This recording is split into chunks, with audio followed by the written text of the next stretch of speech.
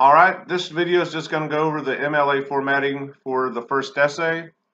I'm going to just basically tell you how to do it. We'll get more in depth with MLA formatting with the next essay, which is a research essay. But with any essay, when you use a source, and part of the requirements for this first essay is to use either the growth mindset video or that self-regulated learning, I guess it's a handout, document in D2L. You have to use that in your paper somewhere and quote from it. And what you want to do when you quote from a work is make sure you put that work on your works cited page. If you're my age, we used to call it we still call it a bibliography page, but in MLA it's called a works cited.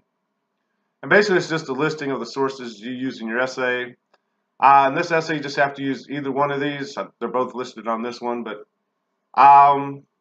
basically you just give the title of the work. If you know the author of the work, you give that first, but we don't have the authors.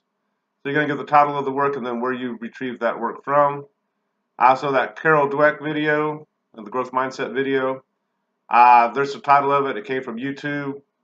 You tell us who uploaded it. And hopefully you're writing this down because this is exactly how it should look on your works cited page, whichever one you use. The date it was uploaded and then the web address. For a YouTube video, you ought to put the full web address so I can click on that and go straight to that video. The other one you could use in your essay, the self-regulated learning document in D2L. Again, you're going to start with that title. We don't know who wrote that. Actually, I do, but she didn't list it on her on the document. So it's just going to be self-regulated learning in quotation marks. Then the class, section number, then D2L, the Northeast State Community College. You're not going to give the big long URL, the web address for this one, because it'll just take you to the D2L login page. So that's why the only thing that's listed after that's a D2L login. You can't deep link into D2L like that because it's password protected. But whichever source you're going to use, it'll look like this. Make sure you end each one with a period. Period's a little off there, but anyway. And you don't have to use both of them, just one of them in your paper, right? And when you use it in your paper, if we can find it, there it is. You want to introduce the quote. You can give the title of the article if you want to, like this author did. Introduce the quote, give the quote. Then you're going to have what we call as a citation, in-text citation.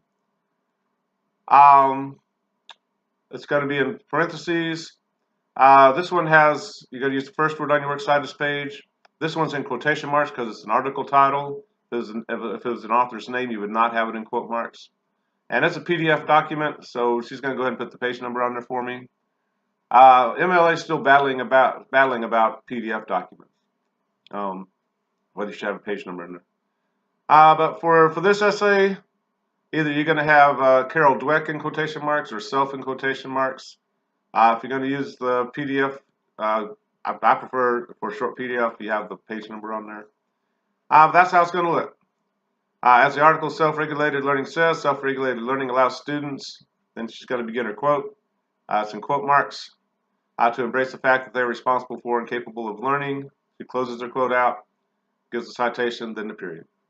And that's all you need to do for this essay. You can put your quote in the introduction and the conclusion. She actually has this in one of her body paragraphs, which is a little unusual, but it worked just fine for her. But that's all you need. There's one of those entries on the works cited page. Then somewhere within your essay, you want to introduce and provide a quote, cite it, and then you're done. So don't overthink this first essay. We'll get into MLA a lot more deeply with the second one. I just kind of wanted to show that to everybody. I'm going to get off here, and we'll talk to you later. By the way, I'm doing this recording on Sunday, September 10th. I'm not sure that matters, but just kind of keep us knowing where we're at on the calendar there. We'll talk to you later. Bye-bye.